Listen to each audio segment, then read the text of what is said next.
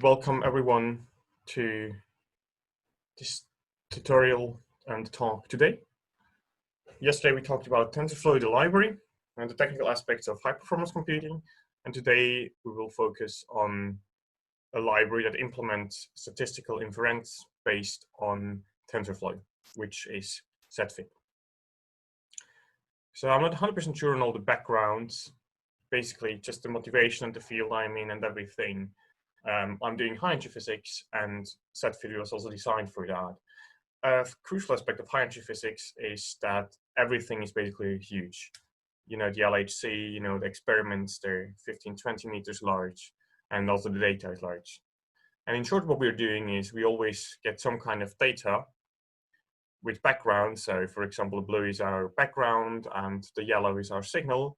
And if you're interested, for example, in the mean, what we're doing is we think of a model, and then we want to find out this mean somehow. And this we can do by doing some model fitting. So this means that we think of a model from theory, basically. It can be combined like here, and we build a likelihood of it. Therefore, we need to have PDFs, which are normalized to 1, and fit this down to the data. This can be a little bit more complicated, especially in high-energy physics, if we do amplitude fits, where we have interference or multidimensional fits, or if we do simultaneous fits in different channels and such.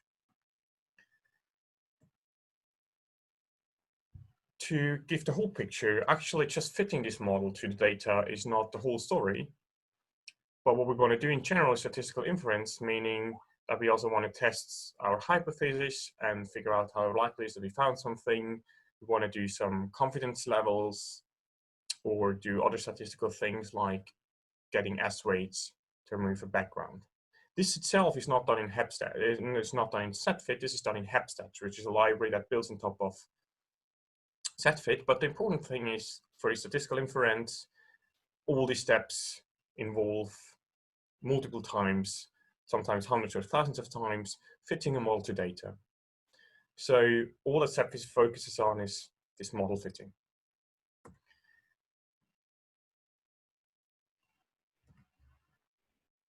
Hep model fitting in Python has a few slides.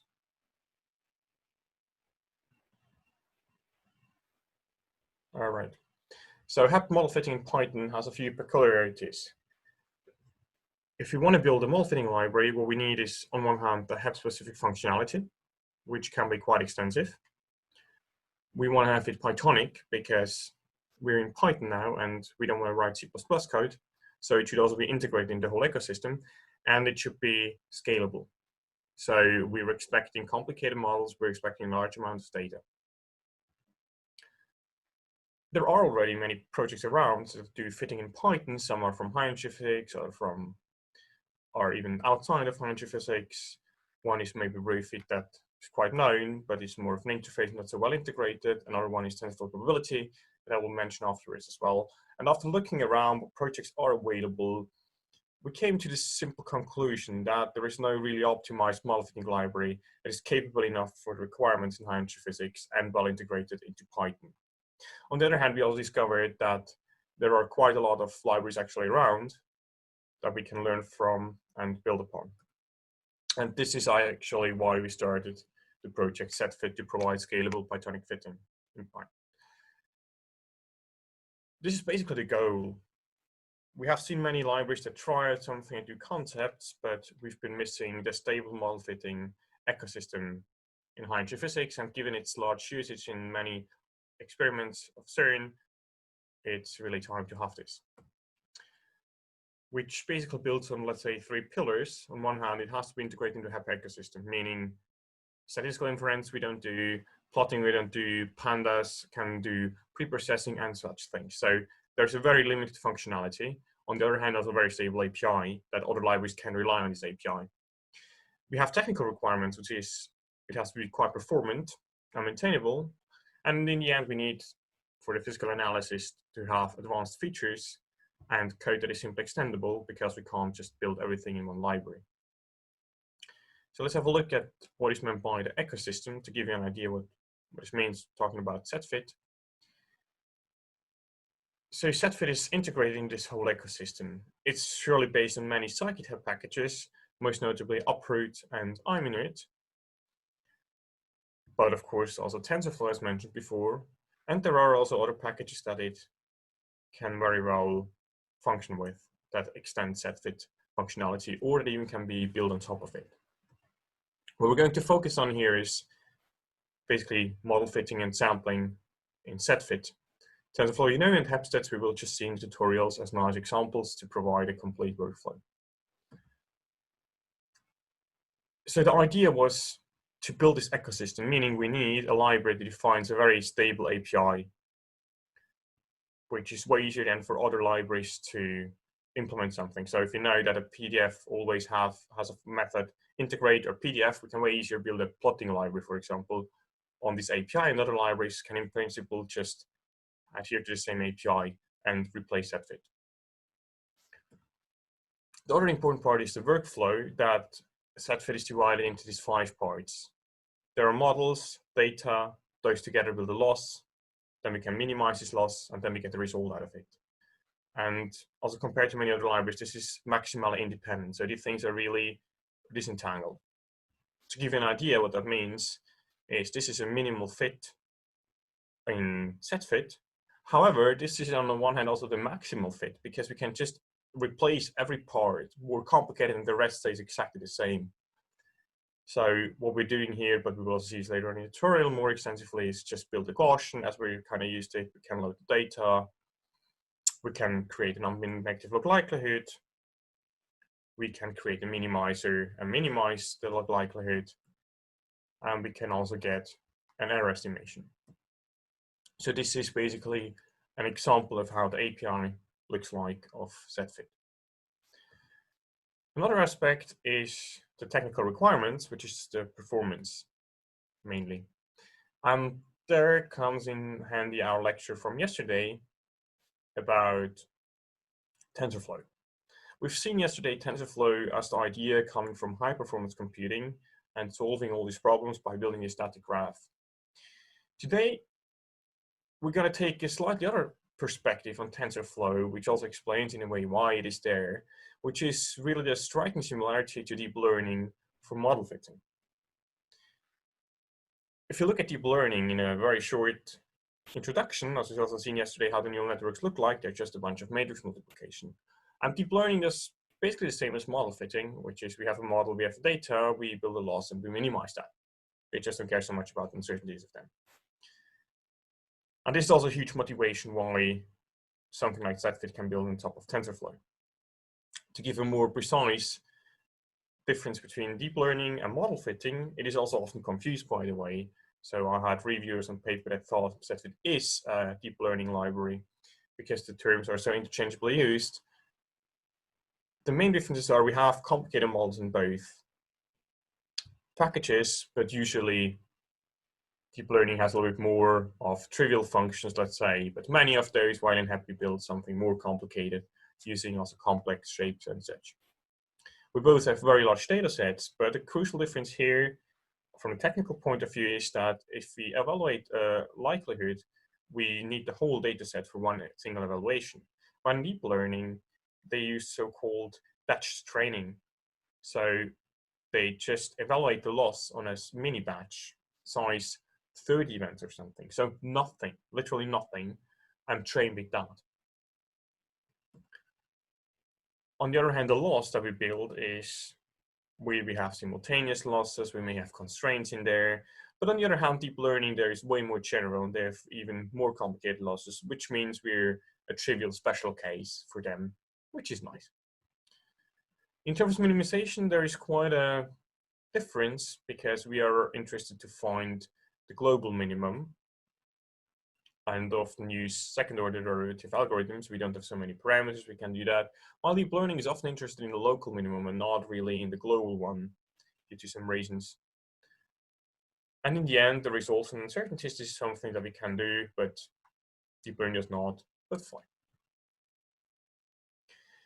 Which means if you ask yourself what is actually now a deep learning library like TensorFlow, and we've seen this before, if we just combine these pieces, we have complicated models, we have large data and stuff. This needs modern high performance computing, as was also shown yesterday.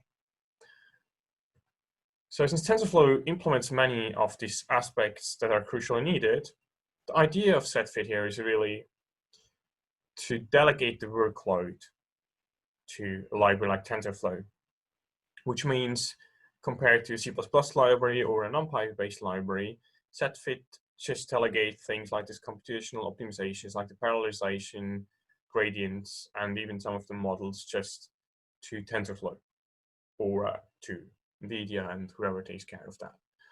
And this is a large benefit, basically, because it means that we do not need to maintain all these things. And in a way, what we can do is just, step on the shoulders of a giant and let him do the rest.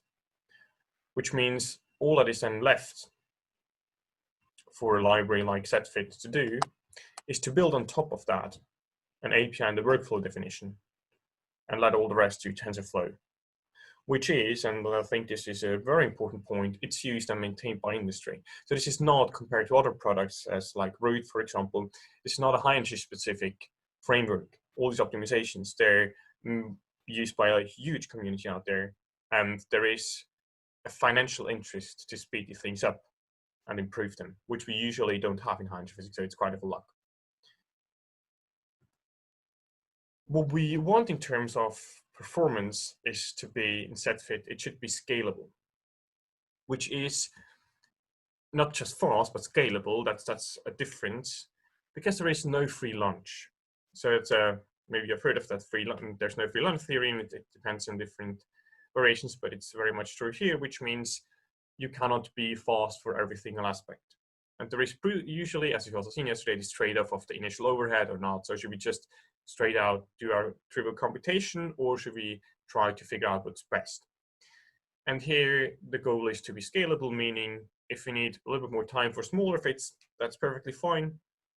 While for larger fits, it should be quite flat though scaling. The idea is that it doesn't matter whether a single fit needs 1/100th of a second or 1/10th of a second, because this doesn't count. Even if you do 1,000 toys, it takes just minutes, but it counts whether something needs 1 hour or 3 hours. That's where things get significant and where we're limited by statistics. And this is, as we've seen yesterday with NumPy versus TensorFlow, very small numbers, NumPy is way faster, and larger numbers, TensorFlow gains a factor 2 or 3. What this means in practice, without doing a thorough comparison, because it's very difficult, just throwing some toys on some sum of cautions and comparing, for example, against zfit, which is the current standard library for this kind of model fitting used in high-energy physics and built in pure C++, what we see is that it's the same order of magnitude if we're using comparable resources. The last point is the requirements for high-energy physics that should be satisfied. This means we need to incorporate advanced features as well and have simple extendable code. And here again, scalability comes into play, which means it's the idea that things should not be easy or hard to do, but they should be consistent. So it's always clear that for something more complicated, you will need more code. But it's not that you should learn a whole new set of methods and things. Maybe as an entry, it means you need to write 1 or 2 things more. Yes. As you've seen this minimal example of a Gaussian before, I've heard a lot that people say, well, can't we remove 1 or 2 lines there? So you can make, instead of having 8 lines of code for a Gaussian fit, you can have 5. But this is what doesn't matter.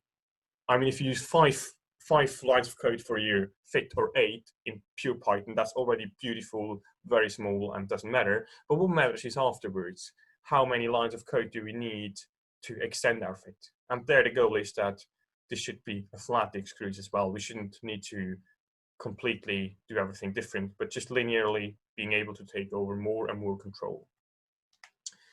Which brings to the point that it doesn't matter how many things a fitting library provides out of box.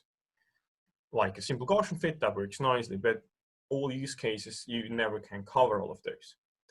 Meaning the very idea of zfit is to not bring a full, complete fitting library, because this will never be possible. It's vice versa. It will be extended over time, and it currently is extended by all the use cases that come up. So the baseline is the zfit core should provide a general enough framework to cover, let's say, at least most of all the use cases. Sure, a more complicated use case needs some more work, but zfit, let's say, supports you all the way out. The more you take over yourself, the less it supports you, because the less assumptions it can make, but it should incorporate basically every case, even for the fully flexible one. So we've seen before this fit example, and now I can just give you an idea what this means. What I said with this extendability. So if you have a model, we can do something like a mass fit here. As you've seen, we can have convolutions or products or Gaussians, exponential, and these are all straight implemented in zfit, so that's very simple. But again, we're doing it to cover everything, which means to implement a very simple shape, and we will see this later on as well in the tutorial, we just need a few lines of code and we have our own shape, and we can use the whole functionality of a model. We can have more control and overwrite more functionality of it, like integrate and so on, but this is like gradually. We don't need to do them everything at once or learn something new, which means we can also go to more complicated examples. We will also see that afterwards is an example of the B0 K star 0 allow angular analysis in observable. We can just take the code from a paper, put it in there in TensorFlow, and we can already do some toy studies. Going through the chain, what we have in the end is this result. And the important point, as mentioned before, is that's again where we go back to the ecosystem, and zfit doesn't take over. It doesn't build anything on that. It just concludes. And this is not itself complete. You can't do a lot with just fitting, but that's perfectly fine. Other libraries need to take over there. For example, as mentioned, hepstats, which directly work with the models and data and laws that you produce inside zfit. They're completely independent, and it's also a package of scikit-hep, by the way, hepstats, but they work together seamlessly. The status today is that we're somewhere in close to 0.6 release, where we'll have a fully binned implementation and other things as well. And we're still focusing on building this core implementations, the stable API and such. While if I'm saying what we're focusing on, we're less focusing on in the core team is to add content. For example, shapes of PDFs, because they're pretty easy to implement and people just do it anyway for the analysis.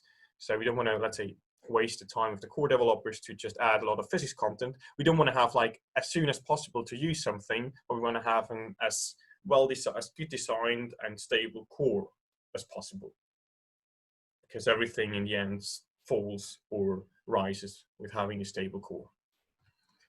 So in conclusion, the goal is to build a stable model fitting ecosystem, well integrated into the other HEP ecosystem that satisfies the technical requirements of performance and also the extendability and features that HEP requires. Thank you for your attention so far. If you have any question, feel free to ask.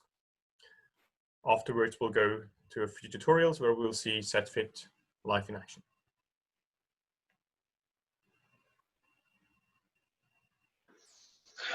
Thanks, Jonas. Do we have any questions now from audience? Okay, doesn't seem so, but I wanted to ask just a bit more. How big is your development team? So yeah, that's a good question. So the and it fluctuates. I would say a few people in general, but it fluctuates a little bit. So there is surely me as the main developer. There we have Raphael, we had Albert, but he left. So originally we were 3 main developers. Now Matthew is also working quite on it. We have another, so we have, for example, a guy also like hired for like half a year momentarily. and a few students. Okay. So I would say in the core, in the real core, I would say around 3 people. So 2 to 4, I would say. Yes. Okay. Okay. Yeah. What exactly did you mean when you said the finalized binned fit? So the point is that zfit currently implements only unbinned fits. Mm-hmm. We first tackled those. They seemed a little bit trickier to us for certain API things, and we're developing basically a binned so that you can bind fits as well and all these things. I mean, they're actually not hard to put there, but if you want to get it right and consistent API and such, we simply speaking take our time and say, okay, this feature is not supported yet, instead of putting out something that then breaks every month or so. Okay. This is open source project, right? See? This is open source project, right? Yes, this is completely open source. Anyone is welcome to join. Anyone is welcome to contribute anything. You can also become developer or anything. This is also with like any kind of paper and citations, and we got papers out as well, or do presentation. This is really the main idea of this is that this should be shared as much as possible across the community.